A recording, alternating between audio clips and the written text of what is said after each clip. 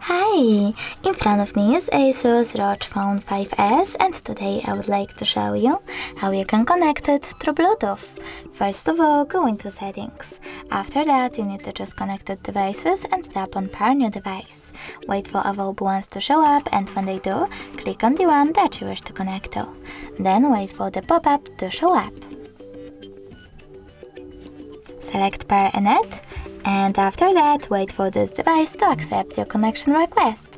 As you can see, my devices were successfully connected. You can always disconnect them though by clicking on the little gear icon next to the device and choosing Forget. Then confirm your choice in this pop-up. Thanks so much for watching. If you enjoyed this video, leave a like, comment and definitely subscribe. Bye!